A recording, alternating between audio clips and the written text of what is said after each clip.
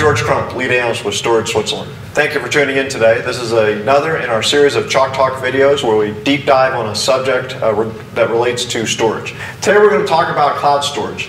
Joining me today is Ron Bianchini, CEO of Avere Systems. Ron, thanks for joining us today. Thanks for having me back, George. Boy, I'll tell you, cloud storage is hot, right? I mean, everybody talks about it, everybody's trying to figure out maybe what to do with it.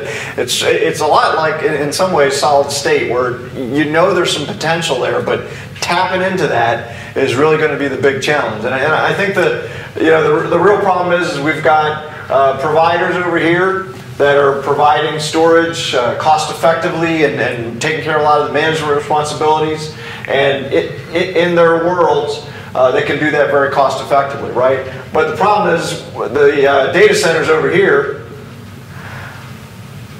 and they've got a long navigation path to get to where we need to get there. So we have, I guess, really a huge latency problem.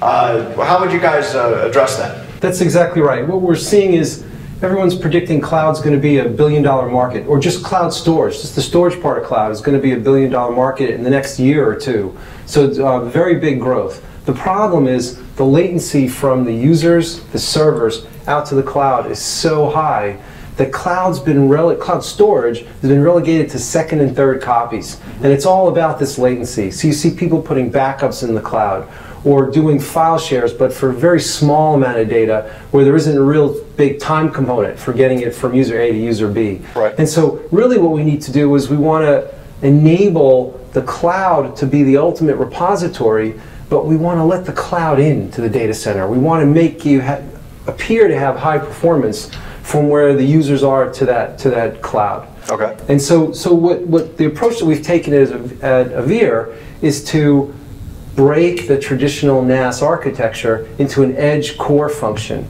And this way the core, the data repository, is out at the cloud providers, yet the edge, where all the users are transacting, will actually appear in the data center. Okay. And this really gives you the benefit of allowing users to transact against that data, but not require users to actually store, manage, maintain, do all the compliance and all those issues, and leave it up to the centralized repositories to do all that. Okay. Well, how would that sketch out, Ron? Great. So what we would do is the architecture, the edge core architecture that Avere proposes, you imagine in the data center there are servers, there are users,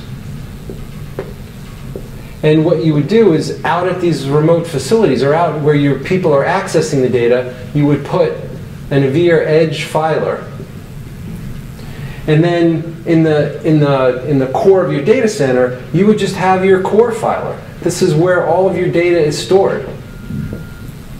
And all your media, all your high capacity, all your data management happens here. And the beauty of this architecture is that the edge filer separates this latency to the cloud from the latency the user sees. And the way that works is all of the transactions are terminated locally. They're terminated within the edge filer. And then what the edge filer does is it schedules data to be written back to the core based on a policy you set. It could be hours to days. Okay. And I'm assuming now we've talked about edge core in other implementation strategies. Would the edge filer look differently here? Would it be bigger or anything like that? No, it's great. So the way because we cluster the edge filer, the way you deploy the edge filer is actually very easy. What you do is you put some number of edge filers in. Basically, the way you should think about the edge filer is how much data do I read in a day, or how much data do I expect to write in a day? And the capacity of the edge filer should be able to hold about that much, okay, based on what your churn, what the new data looks like every day.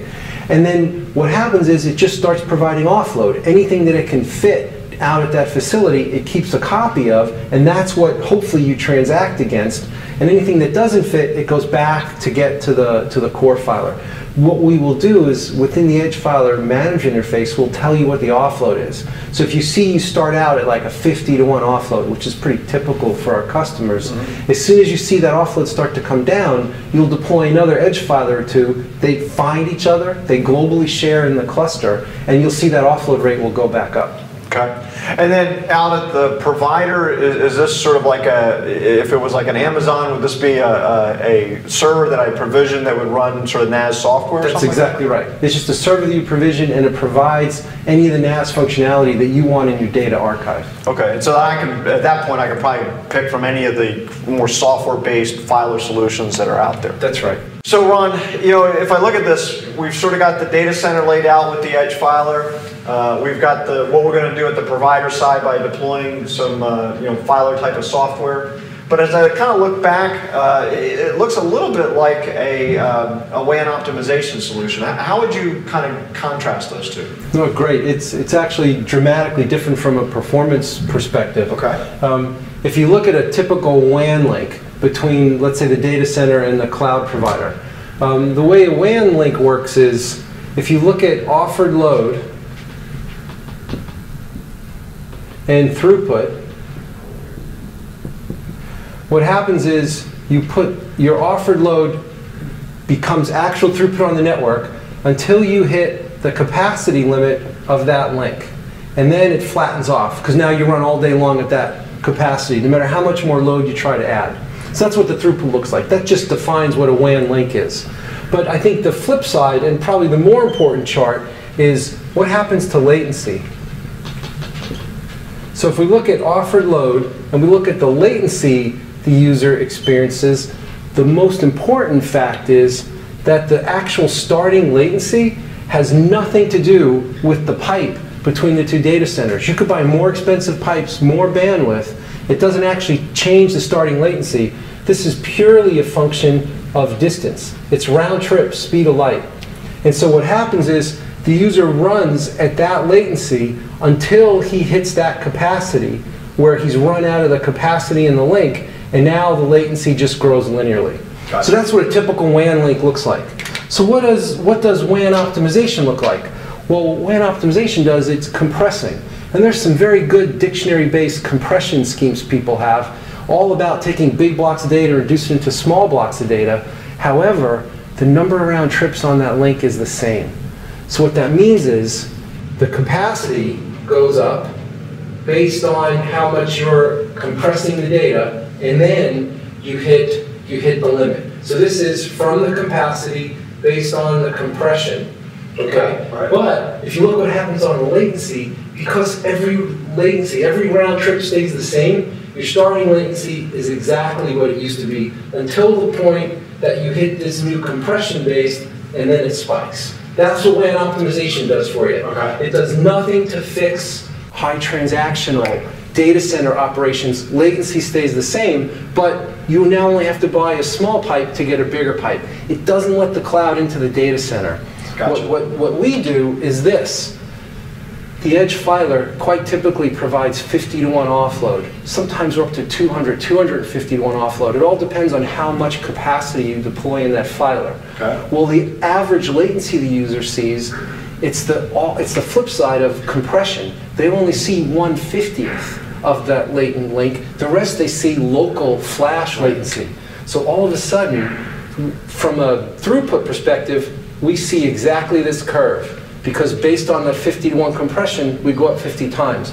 But from a latency perspective, we start out at 1/50th the latency the users would have seen, and then we run until we hit this capacity point, and then we go up. Okay. So this area right here is what the edge core architecture does for cloud and for WAN optimization. Gotcha, okay. And so really it's until we come out with speed of light 2.0. Right. Until we change the speed of light. Right, yeah. I've heard that it's going through Congress, but that's really kind of the gating factor. That's right. Okay. And so this architecture, this edge core architecture in the cloud really enables you to run very high transaction rate functions, and they could be in the data center with you, or the repository could be much further in the cloud. The user won't see a difference. So for example, you can run Oracle on a server, pointed at an edge filer. The core filer could be right next to it, or it could be 100 milliseconds away. The Oracle database will run the same.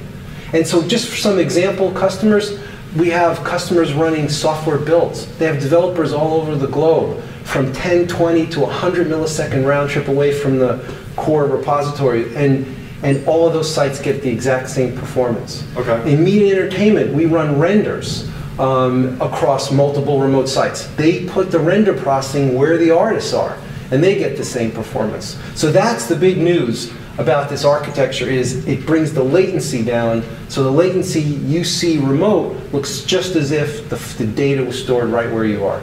And I think that's key, that you've got real world people using this, right? Because a lot of times I get worried about the conceptual thing and the fact that the media, entertainment, and all those use cases, I think that's a big differentiator for you guys, right? I mean, WAN optimization is good. It gets you the extra capacity. It doesn't get you the transactions into the cloud. And that's why we think this edge core architecture gets us there. It makes a lot of sense.